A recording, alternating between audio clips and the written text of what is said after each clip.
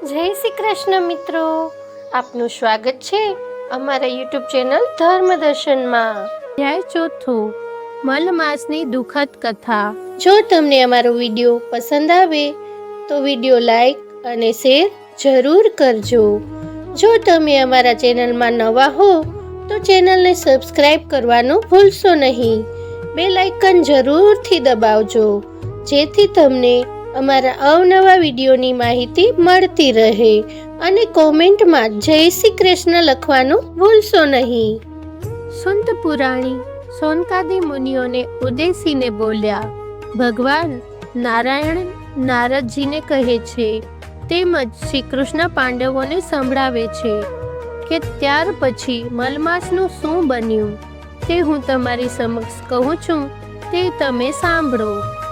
દુઃખ, તિરસ્કાર અને અપમાનને લીધે મલમાસનું જીવન ઝેર જેવું બની ગયું હતું.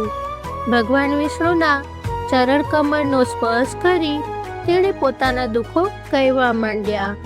હે દયાસાગર, હું કહી ન સૂઝવાથી અકળાયેલો અને મૂંઝાયેલો હું આપના શરણે આવ્યો છું. લોકોએ મારો તિરસ્કાર કરી હળદૂત કર્યો છે. હું અનાથ છું, આપ મારું રક્ષણ કરો. મલમાસ નામ આપીને મારા ભાઈઓએ મારું અપમાન કર્યું છે. મારું કોઈ અધિષ્ઠાતા નથી. આ 30 દિવસ દરમિયાન સૂર્યનું સંક્રમણ અટકી જાય છે, આથી મને હળદૂત કરવામાં આવે છે.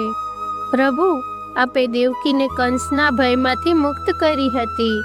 યમુનાના વિષમય જળથી મૃત્યુ પામેલ ગોપ બાળકોને આપે સજીવન કર્યા હતા. દુષ્ટ દુશાસનના હાથમાંથી દ્રૌપદીને બચાવી હતી. તો શું આપ મારું રક્ષણ નહીં કરો? કુબજાને તારનાર અને ગજેન્દ્ર હાથીને અપાવનાર એવા આપ મારો ઉદ્ધાર કરો. મલમાસ પોકે પોકે રડવા. ભગવાન વિષ્ણુ તેની પ્રત્યે દયા લાવી બોલ્યા. વત્સ, દુઃખના સમયમાં ધીરજ ધારણ કરવી જોઈએ. રડવાથી કંઈ વળતું નથી. મારે શરણે આવેલ કોઈ પણ દુઃખી સંકટમુક્ત થયા વિના પાછો ફરતો નથી. મારા ધામમાં અને મારા શરણમાં દુઃખ કે શોકનું તેમજ મૃત્યુનું નામ નિશાન જોવા નહીં મળે. હું તને દુઃખમાંથી મુક્ત કરીશ. તારે જે કહેવું હોય તે ધૈર્ય તિતિ કહે. ભગવાન વિષ્ણુના આવા વચનો સાંભળી મલમાસને આનંદ થયો. તે બે હાથ જોડી બોલ્યો, હે પરમ કૃપાળુ, મારું દુઃખ મેં આપની સમક્ષ જાહેર કરી દીધું છે. મારો તિરસ્કાર ન થાય. મારા જેવા અન્ય માસો, પક્ષો અને તિથિઓને જેમ અધિષ્ઠાતા દેવ છે તેમ મારો પણ અધિષ્ઠાતા સ્થાપિત કરો. આ માસમાં શુભ કાર્યો થઈ શકે તેવી આપ કૃપા કરો. લોકો મને મલમાસ ન કહે તેને માટે મારું યોગ્ય નામકરણ કરી આપો. આપ દીન દયાળુ છો. મારા ઉપરના આ કષ્ટો મને મરણ તુલ્ય લાગે છે. મને તેમાંથી ઉગારો. આમ કહીને મલમાસ મૂર્છા પામી ભગવાન વિષ્ણુના ચરણમાં ઢળી પડ્યો. શ્રી બૃહદ નારાયણ દિવ્ય પુરાણના પરશુત્તમ મહાત્મ્યનો મલમાસની દુઃખદ કથાના ચોથો અધ્યાય સંપૂર્ણ. મુગધાની કથા. અવંતીમાં વિષ્ણુદેવ નામનો બ્રાહ્મણ રહેતો હતો. તેને દેવલ અને માધવ નામના બે દીકરા હતા. ઉંમરલાયક થતા બંને દીકરાઓને પરણાવ્યા. દેવલની પત્નીનું નામ રૂપવતી હતું. તેના નામ પ્રમાણે તે સ્વરૂપવાન હતી, પણ તે ઈર્ષાળુ અને કપટી હતી. માધવની પત્નીનું નામ મુગ્ધા હતું. તે સૌને મુગ્ધ કરે તેવા ગુણવાળી, સુશીલ, સ્નેહાળ, દયાવત, સરળ સ્વભાવની ભલી ભોળી હતી. સમય જતાં વિષ્ણુદેવ માંદો પડ્યો અને મરણ પામ્યો. હવે ઘરની જવાબદારી દેવલ અને માધવના માથે આવી પડી. થોડા સમય સુધી તો તેમણે જેમ તેમ ચલાવ્યું, પરંતુ બાપની મૂડી ખલાસ થતાં તેઓ મૂંઝાયા. જીવન નિર્વાહ માટે બંને મહેનત કરવામાં કચાશ રાખી નહીં, પરંતુ ભાગ્ય પાસરું નહીં, તેથી તેમને કંઈ લાભ મળ્યો નહીં. બંને ભાઈઓ વિચારવા લાગ્યા કે અહીં આપણી વિદ્યાની કદર થતી નથી. અને નસીબ પણ કંઈક માકું લાગે છે, માટે પરદેશ ખેડવો. પરદેશમાં સારી કમાણી કરી શકીશું. ત્યાં આપણી વિદ્યાની કદર થશે. આમ બંને ભાઈઓએ પરદેશ ખેડવાની તૈયારી કરી. જતા પહેલા માધવને થયું કે મારી ગેરહાજરીથી મારી પત્ની મુગ્ધા અકળાશે અને મૂંઝાશે, માટે મોટી ભાભીને ભલામણ કરતો જાઉં. આમ વિચારી તેણે જતી વખતે ભાભી રૂપવતીને કહ્યું, ભાભી, તમે ઘરમાં વડીલ છો, સમજદાર છો. મારી ગેરહાજરીમાં તમે મુગ્ધાનું ધ્યાન રાખજો. તેને ઓછું આવવા દેશો નહીં. કોઈ વેળા તેનાથી કોઈ ભૂલ થઈ જાય તો તમે મોટું મન રાખી તેને દોરવણી આપજો.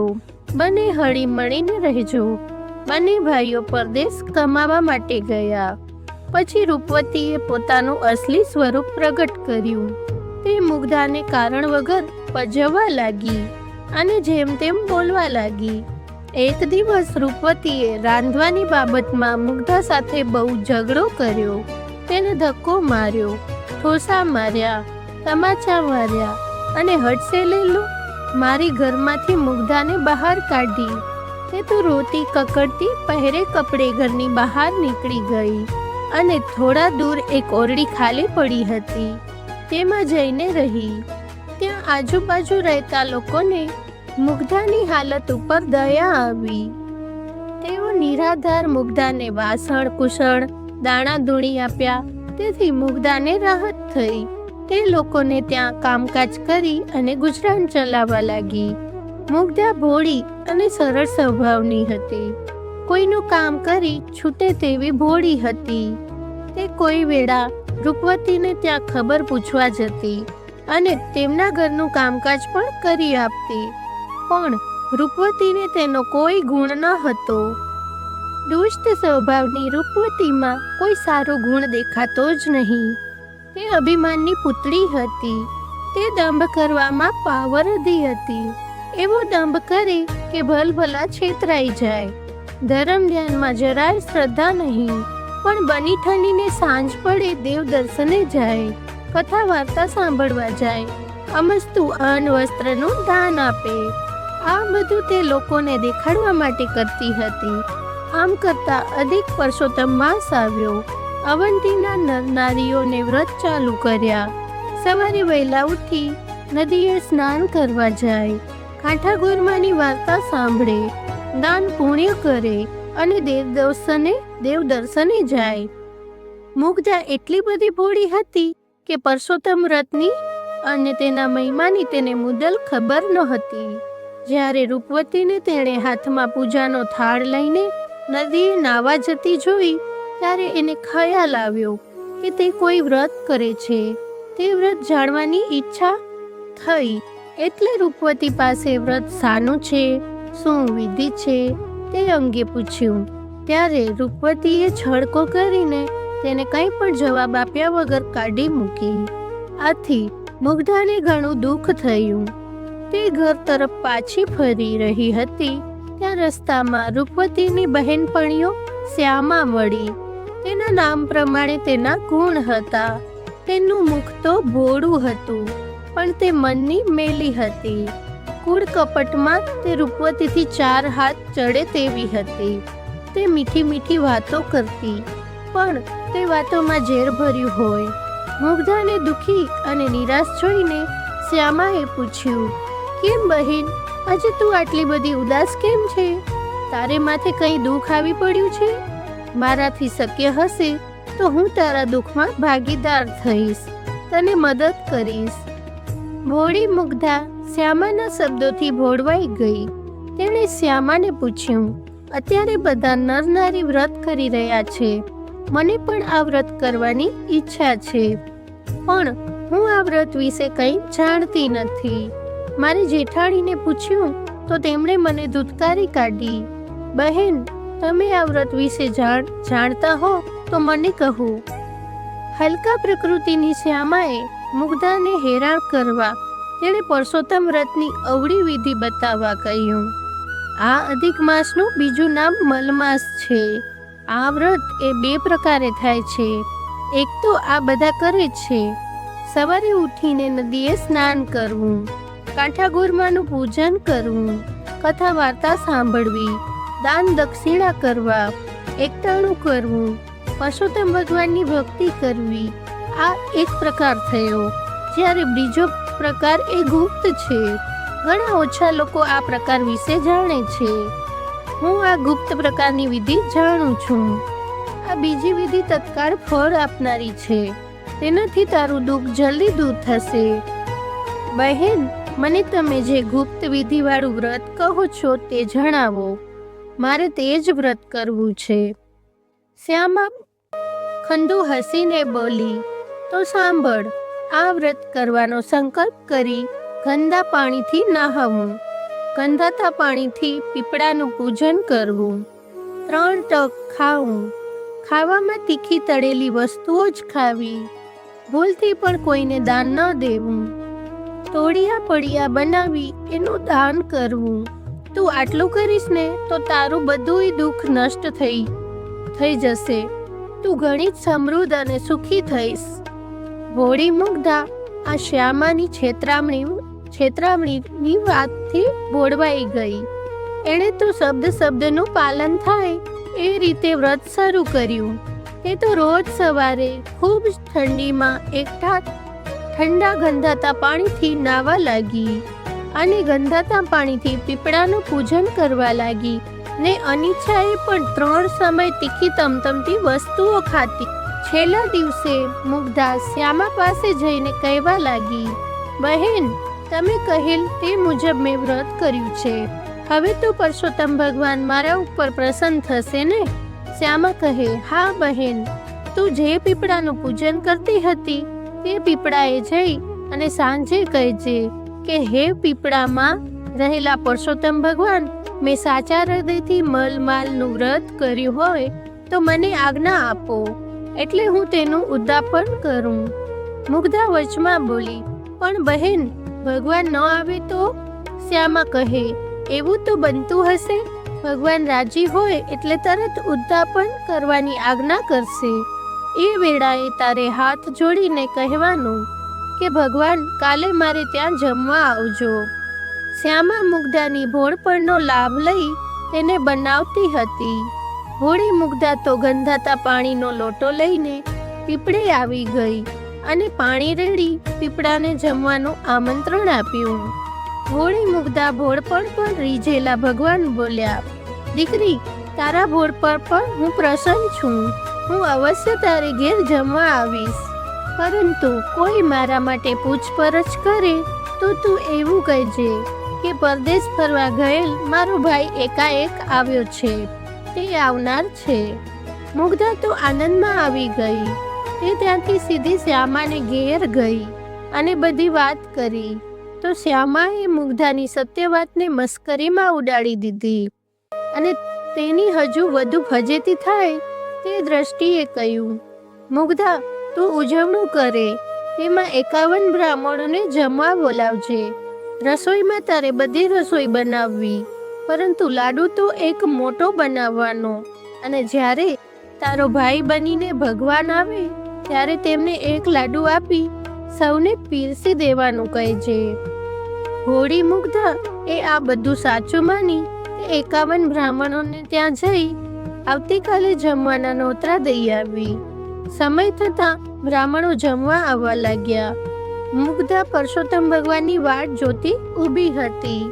તે બ્રાહ્મણોને કહેવા લાગી કે થોડી વારમાં મારો ભાઈ આવે છે, પછી તમને બધાને જમવા બેસાડું છું. રૂપવતી પણ 101 બ્રાહ્મણોને જમવા માટેના આમંત્રણ આપી આવી હતી. તેણે રસોઈની પૂરતી તૈયારી કરી રાખી હતી.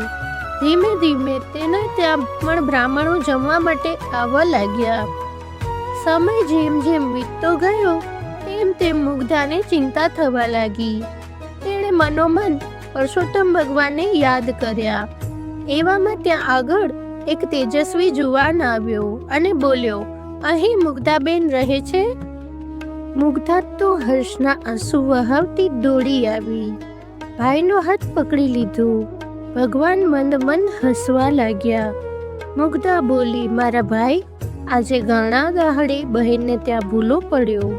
આવો, ઘરમાં બેસો, હજુ તો ભૂદેવોને જમાડવાના છે. મુગ્ધાએ ભગવાનને ઘરમાં લઈ જઈ અને બેસાડ્યા. પછી બધા બ્રાહ્મણોને જમવા બેસાડ્યા, પતરાળા મૂક્યા. પછી તેણે ભગવાનને જે એક મોટો લાડવો બનાવ્યો હતો તે આપીને કહ્યું કે આ એક જ લાડુમાં બધાને જમાડવાના છે. ભગવાને એક મોટી કથરોડ લીધી, તેમાં લાડુ મૂકી તેના ઉપર કપડું ઢાંકી દીધું. પછી તેઓ પીરસવા નીકળ્યા. ભગવાન બ્રાહ્મણોને પૂછતા જાય અને તે કહે તેટલા લાડુ મૂકતા જાય. સાથે સાથે બીજી રસોઈ પણ પીરસાતી હતી. ભગવાને રસોડામાં એવી મીઠાશ મૂકી કે બ્રાહ્મણો હોંશે હોંશે હરખથી જમવા લાગ્યા. જમતા જમતા તેઓને અમૃતના ઓડકાર આવવા લાગ્યા. બ્રાહ્મણો જમી રહ્યા પછી પતરાળામાં મૂકેલ પડ્યા તેઓએ સોનાના દીઠા. મુગ્ધાએ દરેક બ્રાહ્મણો સોનાના પડિયા આપ્યા. દક્ષિણામાં સોનાના પડિયા મળતા બ્રાહ્મણો મુગ્ધાની જય બોલાવતા અને આશીર્વાદ આપતા પોતપોતાને ઘેર જવા લાગ્યા. આ બાજુ રૂપવતીએ 101 બ્રાહ્મણોને જમવા બેસાડ્યા, પતરાળા મૂક્યા અને લાડુ પીરસવાનું ચાલુ થયું. લાડુ મૂકતા તે લાડુ માટીના દેખાયા. બ્રાહ્મણો ગુસ્સે થઈ બધા ઊભા થઈ ગયા અને તેઓ સમજ્યા કે રૂપવતીએ તેમની મસ્કરી કરી છે. તેથી તેની ઉપર ફિટકાર વરસાવતા બધા ત્યાંથી રવાના થઈ ગયા. લાડુ માટીના બનેલ જોઈ રૂપવતી આશ્ચર્ય પામી. તેને મનમાં સંદેહ થઈ ગયો કે પરસોત્તમ ભગવાન મારા ઉપર નારાજ થઈ અને આમ કર્યું હશે. તેને કાને મુગ્ધાના ઉજવણાની વાતો આવી. બધા બ્રાહ્મણો તેની રસોઈના વખાણ કરતા હતા અને દક્ષિણામાં સોનાનો પડિયો આપ્યો. એ વાત જાણી તેને લાગ્યું કે પરસોત્તમ ભગવાન મુગ્ધા ઉપર પ્રસન્ન થઈ અને તેનો ઉદ્ધાર કર્યો છે અને મારી ઉપર તેમની અવકૃપા થઈ છે. મુગ્ધાને ત્યાં બધાએ જમી લીધું હતું. ફક્ત મુગ્ધાને જમવાનું બાકી હતું. ભગવાન મુગ્ધાના હાથમાં લાડુનો થોડો પ્રસાદ મૂકી તે ખાઈ જવા જણાવ્યું. તે પ્રસાદ ખાવાની સાથે મુગ્ધાનું ભોળ પણ અદૃશ્ય થઈ ગયું અને તેની બુદ્ધિ તેજસ્વી બની અને તેના વદન ઉપર અલૌકિક તેજ પથરાઈ ગયું. મુગ્ધા ભાઈના સ્વરૂપમાં આવેલા પરસોત્તમ ભગવાનને ઓળખી ગઈ અને તેમના ચરણો પકડી લીધા. તે બોલી, હે નાથ, મારા ઉપર આપે અનહદ કૃપા કરી છે. આપ પોતાના ખરા સ્વરૂપમાં પ્રગટ થઈ મને દર્શન આપો, મારું કલ્યાણ કરો. ભગવાન પરસોત્તમ પોતાના સ્વરૂપમાં પ્રગટ થઈ મુગ્ધાને દર્શન આપ્યા અને આશીર્વાદ આપીને કહ્યું કે થોડા જ સમયમાં તારો પતિ અઢળક કમાણી કરીને પાછો આવશે. તારા પુણ્ય બળના પ્રભાવે તારું આખું ઘર સુખ અને સમૃદ્ધિ ભોગવશે અને જીવનના અંતે તું તથા તારા પતિ સદેહ વૈકુંઠ પામશો. કપટી શ્યામાના કહેવાથી તે જે ગંધાતા પાણીથી કુંડીમાં સ્નાન કરેલ એ કુંડી હવે મુગ્ધા સરોવર તરીકે પ્રખ્યાત થશે. જે કોઈ ભાવિક આ સરોવરમાં સ્નાન કરશે તેના સર્વ પાપ બળી જશે. મુગ્ધા હાથ જોડી ઊભી રહી હતી અને બધું સાંભળી રહી હતી. ત્યાં તો એક ચમત્કાર સાથે પ્રભુ અંતર ધ્યાન થઈ ગયા. આ વાત નગરમાં વાયુ વેગે પ્રસરી ગઈ. બધા મુગ્ધાને સતી સમજી તેના દર્શન કરવા આવવા લાગ્યા. રૂપવતીએ આ બધી વાત જાણી ત્યારે તેને ખૂબ પસ્તાવો થયો. તે મુગ્ધા પાસે જઈ તેને પગે પડી માફી માંગી પોતાને ઘેર લઈ ગઈ. ત્યાર પછી દેરાણી જેઠાણી સંપીને રહેવા લાગી. થોડા દિવસ પછી તેમના પતિઓ અઢળક કમાણી કરી ઘેર આવી ગયા.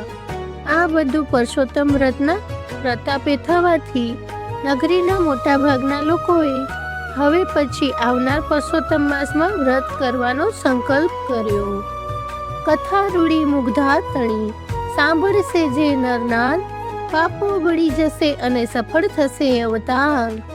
બોલો પરસોત્તમ ભગવાન કી જય.